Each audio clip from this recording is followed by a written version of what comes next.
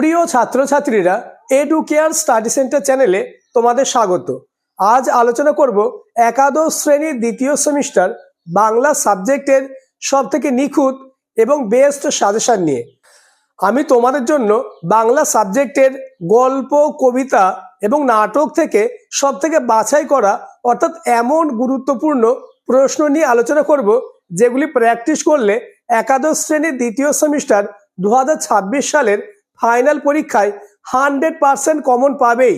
তাই ভিডিওটি প্রথম থেকে শেষ পর্যন্ত দেখো এবং আলোচিত প্রত্যেকটি প্রশ্ন তোমরা খাতায় লিখে নাও এবং প্রশ্নগুলি তোমরা মুখস্থ করে নাও, কেননা এমন প্রশ্নই তোমাদের স্কুলে আসতে চলেছে।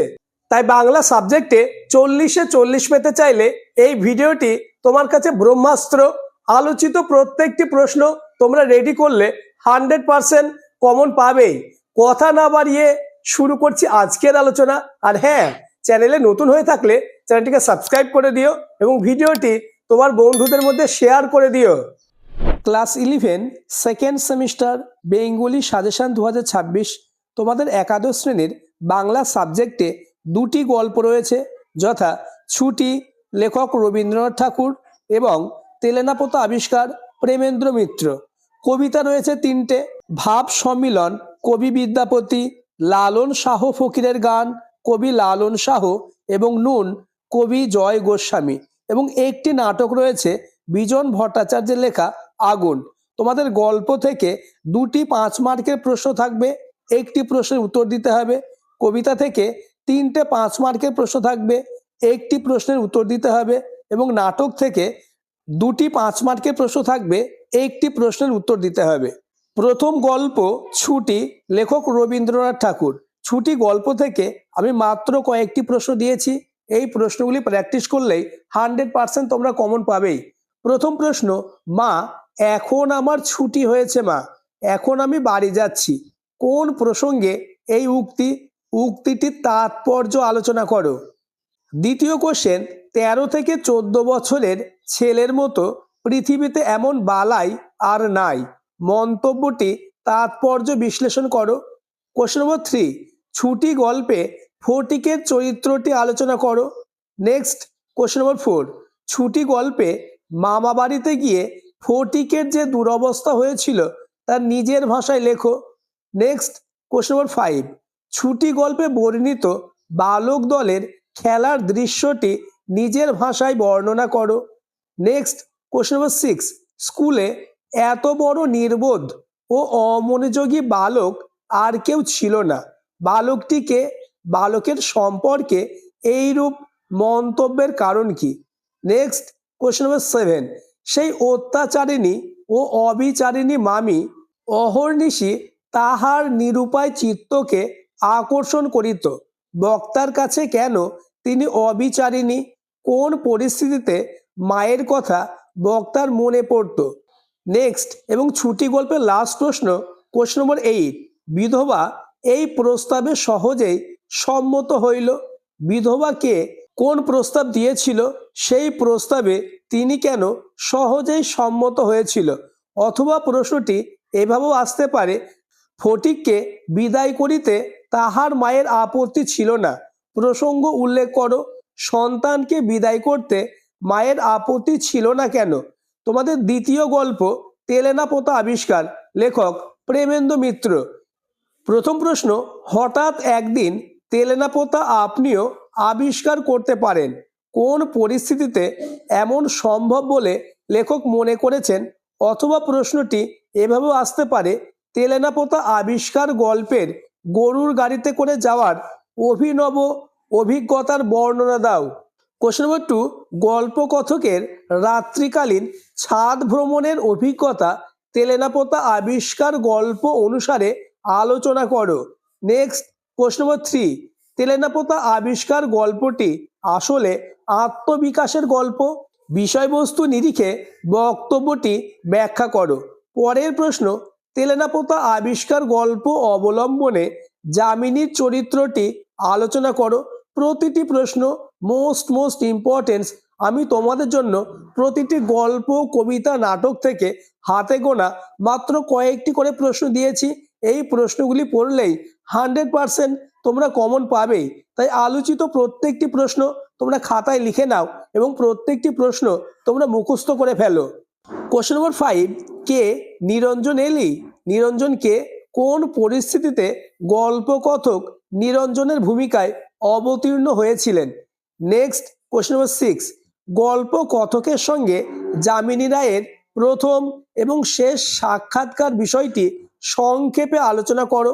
পরের প্রশ্ন কোশ্চেন নম্বর 7, তেলেনাপোতা আবিষ্কার গল্পের মাছ ধরার সময় পুকুর ঘাটের ঘটনাটি নিজের ভাষায় বর্ণনা করো। অথবা আপনার আসল উদ্দেশ্য, আপনি নিশ্চয়ই বিস্মৃত হবেন না। আসল উদ্দেশ্য কোনটি? সেই উদ্দেশ্য পূরণের জন্য উদ্দিষ্ট ব্যক্তি কি করেছিলেন?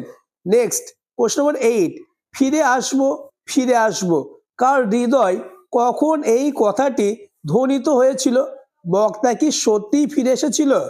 মাত্র 8টি প্রশ্ন দিয়েছি। এই প্রশ্নগুলি তোমাদের একাদশ শ্রেণীর দ্বিতীয় সেমিস্টার 2026 সালের ফাইনাল পরীক্ষায় আসার সম্ভাবনা কার্যত নিশ্চিত। নেক্সট, ভাব সম্মিলন, লেখক বিদ্যাপতি। প্রথম প্রশ্ন, ভাব সম্মিলন কাকে বলে? আলোচ্য পদটিতে রাধার অন্তরে যে চিত্র ফুটে উঠেছে তা নিজের ভাষায় লেখো। নেক্সট কোশ্চেন নম্বর 2, পাপ সুধাকর যত দুঃখ দেল, পাপ সুধাকর বলতে কি বোঝানো হয়েছে?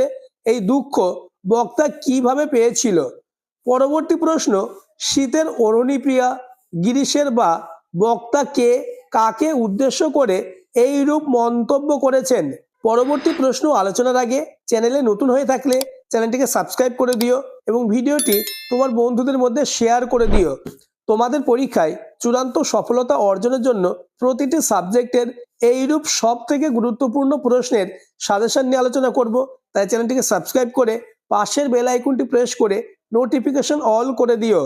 পরের প্রশ্ন কোশ্চেন নম্বর 4, আঁচল ভরিয়া যদি মহানিধি পায়, বক্তা তাহলে কি করবেন?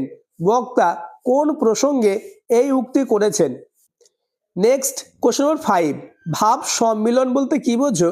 বৈষ্ণব সাহিত্যের আলোকে ভাব সম্মিলনের বিষয়টি আলোচনা করো।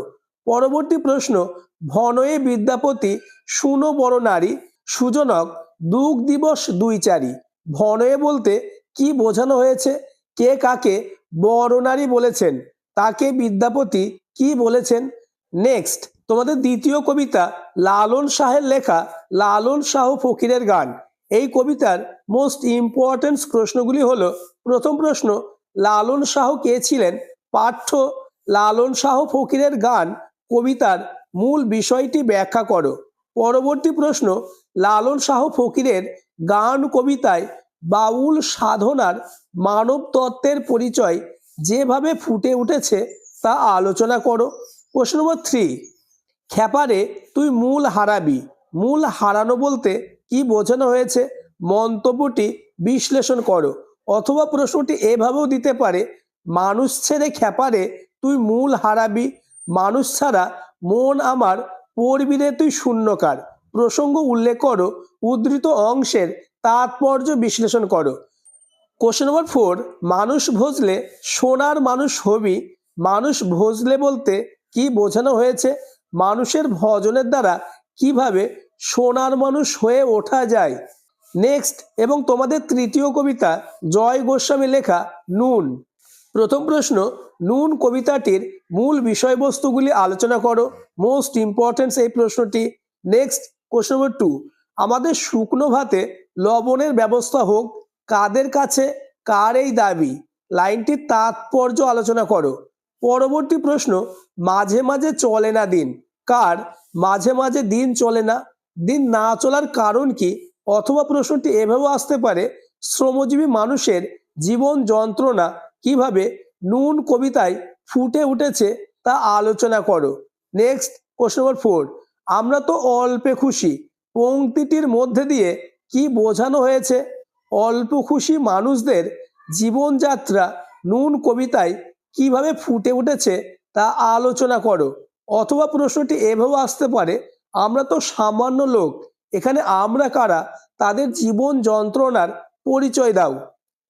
পরবর্তী প্রশ্ন কোশ্চেন নম্বর 5, টান দিই গঞ্জিকাতে কারা কখন গঞ্জিকায় টান দেয়, গঞ্জিকায় টান দেওয়ার অর্থ কি?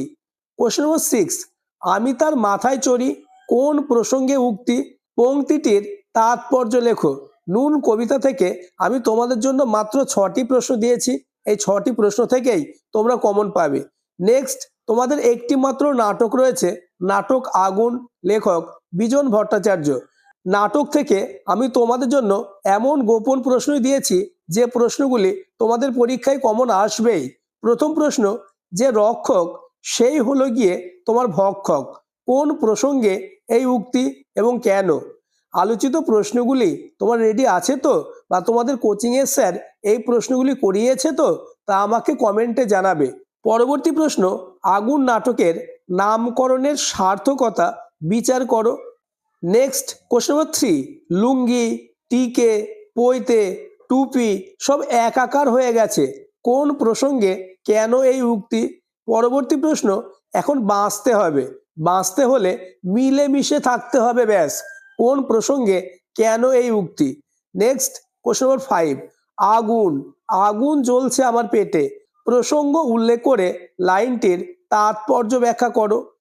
নেক্সট কোশ্চেন নম্বর 6, হাতি যখন নদে পড়ে চামচিকিতে তাই লাথি মারে, তা আমারও হয়েছে সেই দশা, বক্তা কেন এমন আক্ষেপ করেছেন? নেক্সট কোশ্চেন নম্বর 7, আগুন নাটকের চতুর্থ দৃশ্যে হরে কৃষ্ণ ও মনোরমার সংলাপের মধ্য দিয়ে যে ছবিটি ফুটে উঠেছে তা নিজের ভাষায় ব্যাখ্যা করো। পরবর্তী প্রশ্ন কোশ্চেন নম্বর 8, ওসব আইনের কথা বলবেন আদালতে গিয়ে, কে কাকে কখন এ কথা বলেছেন? পরবর্তী প্রশ্ন, লাইন ভেঙে তুমুল হট্টগোলের সৃষ্টি হয়, এই হট্টগোলের পরিস্থিতি তৈরি হওয়ার কারণ বুঝিয়ে লেখো। আজকের আলোচনার লাস্ট প্রশ্ন প্রশ্ন নম্বর 10, 50-এর মনন্তর দাম্পত্য জীবনের সংকট ঘনিয়ে আনত, আগুন নাটকের তৃতীয় দৃশ্য অবলম্বনে তা বিশদ আলোচনা করো। আজকের ভিডিও এই পর্যন্ত। আলোচিত প্রত্যেকটি প্রশ্ন তোমরা মুখস্থ করে নাও, তাহলেই তোমাদের বাংলা সাবজেক্টের গল্প, কবিতা ও নাটক থেকে আর কোনো দুশ্চিন্তা থাকবে না। আর পরবর্তী ভিডিওতে কোন সাবজেক্টের এইরূপ সাজেশন নিয়ে আলোচনা করলে তোমাদের সুবিধা হবে তা আমাকে কমেন্ট করে জানাবে। আর চ্যানেলটিকে সাবস্ক্রাইব করে দিও এবং ভিডিওটি তোমার বন্ধুদের মধ্যে শেয়ার করে দিও।